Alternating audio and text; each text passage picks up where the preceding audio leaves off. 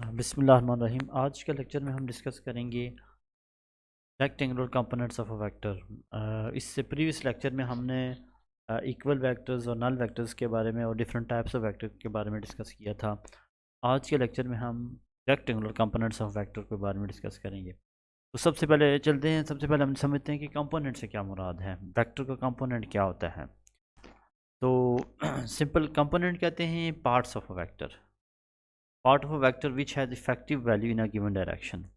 तो मैं इस चीज़ को समझाता हूँ। पार्ट्स से मुराद है कि कोई भी वेक्टर के जो हिस्से होते हैं उन हिस्सों को हम पार्ट्स को हम कंपोनेंट कहते हैं। जैसे कि हम एग्जांपल कर लेते हैं, मिसाल के तौर पे हमारे पास कोई भी एक चीज़ है, मिसाल के तौर पे हमारे पास कोई भी एक फॉर एग्जांपल एक पेज है, फॉर एग्जांपल हम इसको डिवाइड करते हैं दो हिस्सों में, दो पार्ट्स के अंदर। फॉर एग्जांपल मैं यहाँ से सेंटर से इसको दो हिस्से बना देता हूँ। अब ये जो दो पार्ट्स होंगे ये इसके कंपोनेंट्स हैं। कंपोनेंट से मुराद हो गया किसी भी ओरिजिनल चीज़ के जो हिस्से हैं, पार्ट्स हैं। तो कंपोनेंट हो गया part of vector which has effective value. Effective value से मुराद ये है कि अब ज़ाहिर बात है उस पार्ट का कोई ना कोई इफ़ेक्ट होगा उस पूरे वेक्टर के ऊपर। तो ऐसे पार्ट्स जो इफेक्टिव वैल्यू रखें किसी भी हाफ डायरेक्शन में, उन पार्ट्स को हम कहते हैं कंपोनेंट। जैसे कि मैंने एग्जांपल दी, हमारे पास एक पेज हो, हमने उसको दो हिस्से बना दिए, तो ये दोनों हिस्से जो हैं ये क्या होंगे, इस पेज के कंपोनेंट्स होंगे। इसी तरह हम सिंपल बात करते हैं कि हमारे पास कोई भी एक नंबर हो, फॉर एग्जांपल 10 है। अब हम इसको इस तरह कर सकते हैं 5 + 5। अब 10 को हमने डिवाइड कर दिया इसके दो पार्ट्स के अंदर, 5 + 5। ये मैं जस्ट समझाने के लिए लिख रहा हूँ। ये तो चूँकि एक स्केलर नंबर है, हम एक्चुअली वेक्टर को डिस्कस कर रहे हैं, लेकिन मैंने एक समझाने के लिए कि एक हमारे पास एक 10 नंबर है, उसको अगर हम डिवाइड करें दो हिस्सों में, 5 + 5। अब ये दोनों 5 और 5 जो क्या होंगे, ये इसके कंपोनेंट्स होंगे। हम इसको इस तरह भी डिवाइड कर सकते हैं 6 + 4, हम इस तरह भी कर सकते हैं 7 + 3। तो अब ओरिजिनल इसका रिज़ल्ट होगा 10, यानी अगर हम उन पार्ट्स को ऐड करें, उनका सम लें, तो हमारे पास ओरिजिनल वेक्टर या ओरिजिनल चीज़ आनी चाहिए।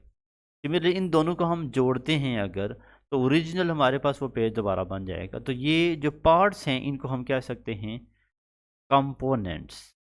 अब इस पेज के दो हिस्से हमने बना दिए, तो ये दो कंपोनेंट्स हो गए हमारे पास। सिमिलरली इस तरह 10 को हमने दो हिस्से में डिवाइड किया, तो ये दोनों क्या हो गए, इसके कंपोनेंट्स हो गए। तो चलिए हम डिटेल से समझते हैं कि कंपोनेंट का क्या रोल है और हम इसको मज़ीद समझते हैं। उसमें सबसे पहले हम बात करते हैं rectangular components of vector. Rectangular से मुराद, रेक्ट कहते हैं 90 डिग्री। ऐसे कंपोनेंट जो म्यूचुअली परपेंडिकुलर हों, यानी जो 90 का एंगल बना रहे हों, उन कंपोनेंट्स को हम रेक्टेंगुलर कंपोनेंट्स कहते हैं। अब क्वेश्चन ये राइज होता है कि हम एक वेक्टर को उस रेक्टेंगुलर कंपोनेंट्स में क्यों ड्रॉ करते हैं, ऐसे कंपोनेंट जो परपेंडिकुलर होते हैं, तो ऐसा क्यों है। बेसिकली ये बात है कि अगर हम किसी भी वेक्टर को उसके दो परपेंडिकुलर कंपोनेंट में ड्रॉ करें, तो इस तरीके से हमारे पास उनको कैलकुलेट करना आसान होगा, उनको मेजर करना आसान होगा। फॉर एग्जांपल मैं एक बात करता हूँ, मिसाल के तौर पे हमारे पास ये कोऑर्डिनेट सिस्टम है एक्स एंड वाई, और इस कोऑर्डिनेट सिस्टम के अंदर हमने कोई भी एक वेक्टर सपोज किया, फॉर एग्जांपल एक वेक्टर ए है। अब हम ये करते हैं कि इस वेक्टर ए से एक प्रोजेक्शन ड्रॉ करते हैं, तो अब यहाँ पे इसके दो कंपोनेंट बन जाते हैं, एक इसका एक्स कंपोनेंट, एक इसका वाई का। अब ये एक्स और वाई जो कंपोनेंट्स हैं ये परपेंडिकुलर होते हैं, तो इसीलिए इनको रेक्टेंगुलर कंपोनेंट्स कहते हैं। इसको डिटेल से हम समझते हैं कि ये इसको कैसे हम ड्रॉ करते हैं, इसका क्या मकसद है, वो सारी चीज़ें। तो अब हमारे पास है कि how to resolve vector into its components. तो वेक्टर को रिजॉल्व करने का क्या तरीका है। अगर कोई भी वेक्टर हमें दिया जाए और कहा जाए कि उसको कंपोनेंट में रिजॉल्व करें और रेक्टेंगुलर कंपोनेंट में रिजॉल्व करें, तो इसका क्या प्रोसेस होगा। तो यहाँ पे हम देखते हैं, फॉर एग्जांपल हमारे पास एक कोई भी एक वेक्टर है, एक कार्टेशियन कोऑर्डिनेट को एक्सिस या कोऑर्डिनेट सिस्टम है हमारे पास एक्स एंड वाई, और यहाँ पे एक वेक्टर हम कंसीडर कर लेते हैं, एक वेक्टर ए वेक्टर कंसीडर कर लेते हैं। और ये ए वेक्टर जो है ये है हमारे पास, इसको हम रिप्रेजेंट कर रहे हैं ओ पी लाइन के साथ, यानी ओ पी जो है ये क्या है, इसकी लेंथ है, और ये जो एरो हेड है इसकी क्या शो कर रहा है, डायरेक्शन शो कर रहा है। अब हमने इस वेक्टर ए को उसके कंपोनेंट में रिजॉल्व करना है, और या बेसिकली रेक्टेंगुलर कंपोनेंट्स में रिजॉल्व करना है, तो तरीका क्या होगा। हमने ये करना है, सबसे पहले ये देखना है कि ये जो कंपोनेंट है ये horizontal axis, horizontal x axis के साथ जितना एंगल बना रहा होगा, हम उस एंगल को हम डिफाइन करेंगे ये एंगल थीटा है। थीटा एक जनरल टर्म है, ये वैल्यू 40 डिग्री हो सकती है, 30 हो सकती है, 50 हो सकती है, एनी वैल्यू हो सकती है। तो यहाँ पे एक थीटा जो है ये क्या है, एक एंगल है। थीटा जो है ये क्या है, एंगल है। अब हमने ये करना है कि वेक्टर की हेड से एक प्रोजेक्शन ड्रॉ करनी है in the form of dotted line along horizontal axis जो इस पॉइंट पे जाके मीट कर रही है, और अलोंग द वर्टिकल एक्सिस हम इसको क्या कर लेंगे, ड्रॉ कर, जो इस पॉइंट पे मीट कर रही है। अब जिन दो पॉइंट्स के ऊपर मीट कर रही है, अब ओरिजिन से लेकर उस पॉइंट तक का जो डिस्टेंस है, इस ये आपके पास जो है उस पॉइंट तक की जो ये लेंथ है, और ये जो वेक्टर है एक्चुअली, ये हमारे पास इसका एक्स कंपोनेंट है, और जो वाई एक्सिस की तरफ जो है ये उसका क्या है, वाई कंपोनेंट है। सिमिलरली देखें इस ए वाई जो है, इसको हम इस तरह भी ड्रॉ कर सकते हैं, ये भी ए वाई है। डॉटेड लाइन के अंदर जो वर्टिकल प्रोजेक्शन थी, ये भी क्या है, ए वाई कंपोनेंट है। ठीक है। अब चूंकि ये वेक्टर्स हैं, तो हम इसको आई और जे कंपोनेंट्स के साथ भी रिप्रेजेंट कर सकते हैं, चूँकि हमें जानते हैं कि एक्स एक्सिस की डायरेक्शन को शो करने के लिए I unit vector, Y axis की डायरेक्शन को शो करने के लिए जे यूनिट वेक्टर को हम रिप्रेजेंट करते हैं। ये आई और जे जो हैं, ये क्या हैं, यूनिट वेक्टर्स हैं जो डायरेक्शन को रिप्रेजेंट करते हैं। ठीक है। ये पिछले लेक्चर में हमने डिस्कस किया, ऐसा वेक्टर जिसका मैग्नीट्यूड 1 हो और जो डायरेक्शन को स्पेसिफाई करने के लिए यूज़ होता है, तो इस ऐसे वेक्टर को हम यूनिट वेक्टर कहते हैं। तो हमने एक वेक्टर ए को क्या किया, उसके कंपोनेंट में रिजॉल्व किया। अब लिखेंगे क्या, एक्सप्लेनेशन में क्या लिखेंगे, let us consider vector A. हमने एक वेक्टर ए कंसीडर किया, makes an angle theta with x axis, जो एक्स एक्सिस के साथ एंगल बना रहा है। फिर हमने ये किया कि draw projection O M of vector O P. ये हमारे पास ओ पी था, इस पी से हमने एक प्रोजेक्शन ड्रा की जो उस पॉइंट पे मीट करे, एक्स को हम एम कह देते हैं, एंड प्रोजेक्शन ओ एन, और वाई एक्सिस के ऊपर जो प्रोजेक्शन बन रही है वो हमारे पास क्या है, एन है। तो अब उसके बाद हम ये कह सकते हैं कि ये वाई एक्सिस की तरफ जो प्रोजेक्शन है वो क्या है, ओ एन है। तो अब इसमें ए एक्स और ए वाई क्या आ गए, दो कंपोनेंट आ गए। ओके, आई होप आपको ये क्लियर हो गया। अब मज़ीद इसको डिस्कस करते हैं। अब हमने ये करना है कि इन एक्स और वाई कंपोनेंट्स की वैल्यू फाइंड करनी है, इसका मैग्नीट्यूड फाइंड करना है। तो एक्स और वाई कंपोनेंट की वैल्यू मैग्नीट्यूड फाइंड करने का तरीका ये है कि हमारे पास क्लियरली नज़र आ रहा है ये एक राइट एंगल ट्रायंगल है। तो राइट एंगल ट्रायंगल के अंदर हम जानते हैं कि कोई भी जो राइट एंगल ट्रायंगल होती है, यानी जिसमें राइट एंगल ट्रायंगल ऐसी ट्रायंगल जिसमें एक एंगल 90 डिग्री का हो। तो एक्स और वाई क्या हैं, ये रेक्टेंगुलर हैं, यानी म्यूचुअली परपेंडिकुलर कंपोनेंट्स हैं। तो हम ये करते हैं, इसमें से हम अगर हमने एक्स कंपोनेंट मालूम करना है, तो हम कोसाइन थीटा की रेशो लगाएंगे। What is cosine theta? Cosine theta जो है एक ट्रिग्नोमेट्रिक रेशो है। कॉज ऑफ थीटा या कोसाइन थीटा की रेशो लगाते हैं।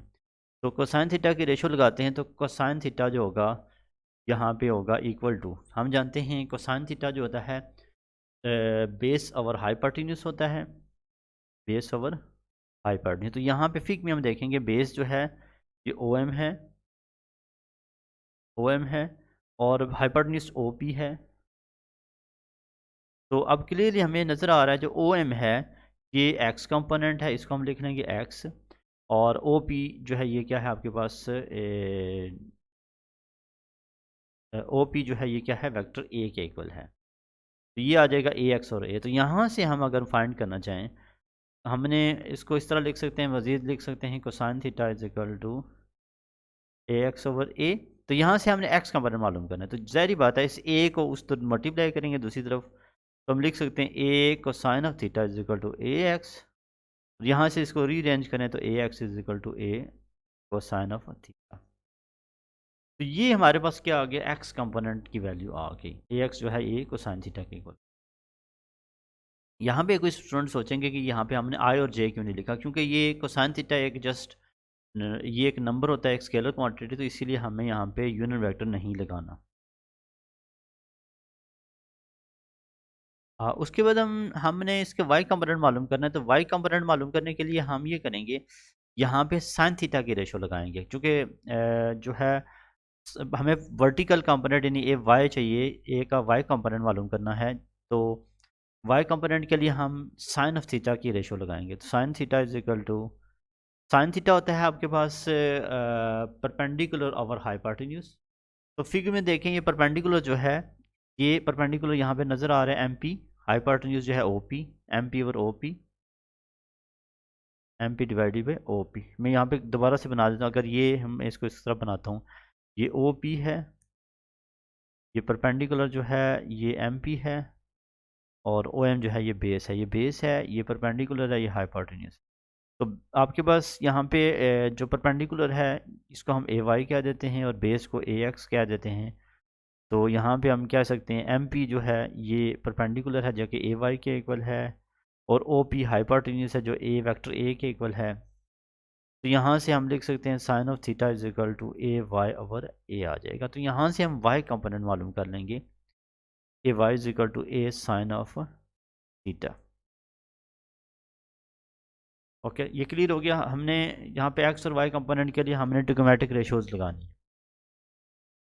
उसके बाद हम बात करते हैं मैग्नीट्यूड ऑफ वेक्टर। अब वेक्टर जो है ये एक हमारे पास ए जो है जिसको हमने यहाँ पे लिखा है, इसका अगर मैग्नीट्यूड मालूम करना हो, तो वेक्टर ए का मैग्नीट्यूड मालूम करना है, तो उसके लिए हम ये करेंगे, क्लियरली ये राइट एंगल ट्राइंगल है, तो अगर वेक्टर ए का मैग्नीट्यूड फाइंड आउट करना है तो हमें हमारे पास एक्स और वाई कंपोनेंट भी मौजूद हैं और ओ पी और एम। तो हम ये करेंगे कि जस्ट ये पैथागोरस थ्योरम लगाएंगे, चूँकि हमें अगर ये वाली लेंथ मालूम करनी है, वेक्टर ए का मैग्नीट्यूड ये लेंथ है आपके पास, इस वेक्टर ए का मैग्नीट्यूड मालूम करने के लिए, इस लेंथ को मालूम करने के लिए हमारे पास क्लियरली राइट एंगल ट्राइंगल है। तो राइट एंगल ट्राइंगल से हम यूज़ करेंगे, राइट एंगल ट्राइंगल में जो होता है फार्मूला पैथागोरस थ्योरम लगाते हैं, पैथागोरस या बाद पैथागोरियन लिखते हैं, पैथागोरस थ्योरम, जो कि होता है hypotenuse square is equal to base square plus perpendicular square. तो हाइपोटेन्यूज यहाँ पे OP है, OP square is equal to base जो है OM है, एंड परपेंडिकुलर जो है ये MP है या PM है। तो यहाँ से क्लियरली हम देखें OP जो है ये क्या है, A स्क्वायर है, OM जो है ये क्या है, बेस AX स्क्वायर है, और MP जो है ये क्या है, AY है। तो यहाँ से हमें A चाहिए, तो हम क्या करेंगे, यहाँ पे अंडर रूट कर लेंगे, दोनों तरफ स्क्वायर रूट ले लेंगे, AX square plus AY square. अब यहाँ पे अंडर रूट से ये स्क्वायर कैंसिल हो जाएगा, तो A is equal to under root AX square plus AY square.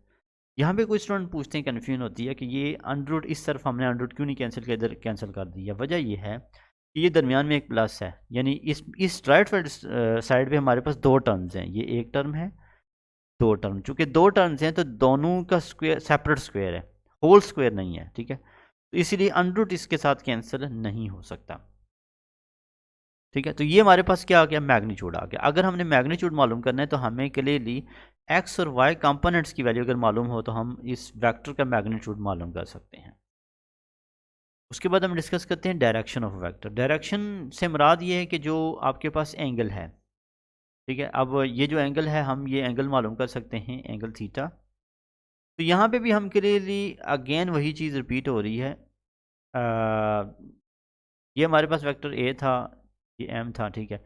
तो अब हमने ये करना है कि ये एंगल थीटा मालूम करना है। तो अगर ये एंगल थीटा मालूम करना है तो अगेन हम यहाँ पे थर्ड ट्रिग्नोमेट्रिक रेशियो जिसे हम टेन थीटा कहते हैं वो लगा लेंगे। Tan of theta is equal to, tan theta clearly होता है perpendicular over base, perpendicular over base. तो परपेंडिकुलर यहाँ पे फिक में AY है और बेस जो है ये क्या है, AX है। तो यहाँ से tan of theta is equal to AY over AX।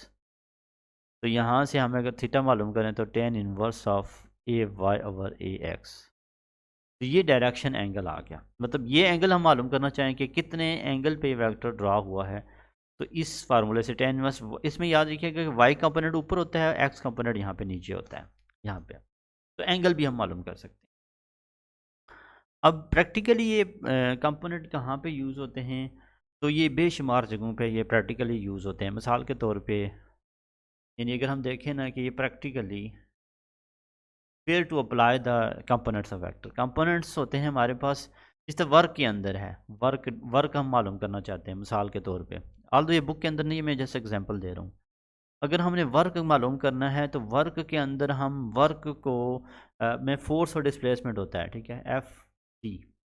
तो फोर्स और डिस्प्लेसमेंट का ये मतलब प्रोडक्ट होता है वर्क। तो अगर हमने वर्क मालूम करना है तो हम इस फोर्स को उसके कंपोनेंट में रिजॉल्व करते हैं। तो बाद दफ़ा हम ये कहते हैं कि अगर मिसाल के तौर पे ये एक कोई चीज़ है, इसको हम धकेल के लेके जा रहे हैं और अप्लाई कर रहे हैं फोर्स, अब फोर्स जो है ये अगर हम कहते हैं कि हॉरिजॉन्टल एक्सिस के ऊपर एंगल बना के, यानी कि एक्स एक्सिस के ऊपर एंगल थीटा बना के लग रही है, तो हम इस फोर्स को उसके दो कंपोनेंट में रिजॉल्व कर लेते हैं, एक इसका एक्स कंपोनेंट, एक इसका वाई कंपोनेंट। तो अब हम ये कह सकते हैं कि एक्स कंपोनेंट जो होता है ये क्या होता है, कोसाइन ऑफ थीटा से आता है, F into cosine of theta, और वाई कंपोनेंट जो है एफ ऑफ साइन थीटा से आता है।